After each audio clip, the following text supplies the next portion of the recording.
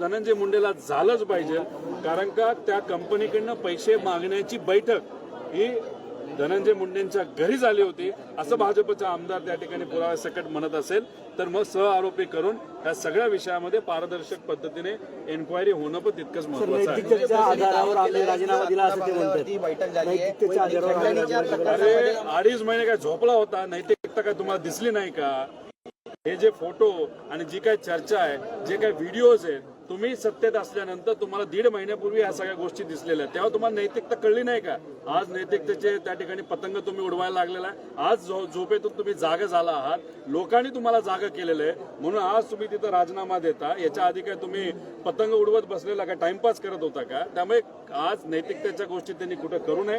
लोकांनी दबाव वाढवला, सामान्य लोकांचा दबाव त्या ठिकाणी असल्यामुळे वातावरण हाताच्या बाहेर गेल्यानंतर जे फोटो काल आले त्यामुळे लोक भावनिक झाली आणि त्यामुळे त्यांना तिथं झुकावं लागलं, गुडघ्यावर यावं लागलं. आणि फक्त हे कोणामुळे झालं असेल तर सामान्य लोकांना, देशमुख परिवाराने जो लढा लढला याचाच परिणाम आज जो राजीनामा घ्यायला लागतो. त्यामुळे सरकारली क्रेडिट त्याचं घेऊ नये आणि धनंजय मुंडे तर मुळीच घेऊ नये क्रेडिट की मी नैतिकता बघून त्या ठिकाणी राजीनामा देतो. कारण 3 महिने तुम्ही फक्त टाइमपास केला, अहंकार दाखवला आणि सामान्य लोकांनी तुमचा अहंकार मोडला, हे मात्र त्या ठिकाणी खरं आहे. धनंजय मुंडे यांनी ट्विट केलंय, म्हटलंय की वैद्यकीय कारणास्तव वैद्यकीय कारण ते समोर करतात. बघा, आता त्यांनी कुठलेही कारण दिली तरी लोकांना माहिती आहे की त्यांना राजीनामा का द्यावा लागला. लोकांच्या लढ्यासमोर त्यांना तिथं गुडघे टेकावेच लागले.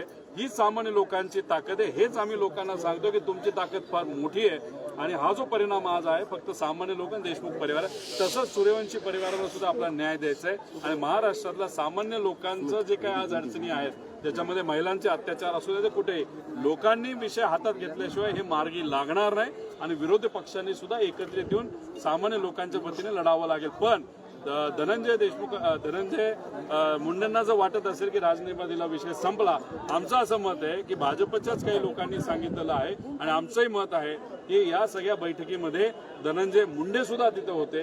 त्यामुळे आता त्यांना सुद्धा सहआरोपी करून पारदर्शक पद्धतीने एन्क्वायरी होण्याची जरूरत आहे. महाराष्ट्रात घडतच असतात. आता विषय एवढा आहे की त्यांना अहंकार येतोय की प्रत्येक जिल्ह्यामध्ये अशा घटना घडत असतात. म्हणजे आज सकाळी त्यांची प्रतिक्रिया अशी होती, म्हणजे अहंकार बघा किती, माज किती आहे की सगळ्या जिल्ह्यांमध्ये अशा घटना घडत असतात. अहो, फोटो बघितल्यानंतर लोक अक्षरशः भावनिक झालेले आहेत. त्यामुळे उगाच काहीतरी बोलून लोकांची दिशाभूल करू नये. तो अहंकार आहे त्यांचा आणि तो अहंकार इतका जास्त झाल्यामुळे त्यांचे जे कार्यकर्ते, मित्र परिवार आहेत, त्यांच्यात राक्षसी प्रवृत्ती आल्यानंतर अशा पद्धतीने मर्डर त्या ठिकाणी झालेला आहे आणि हीच प्रवृत्ती कुठेतरी आपल्याला मोडून काढावी लागेल.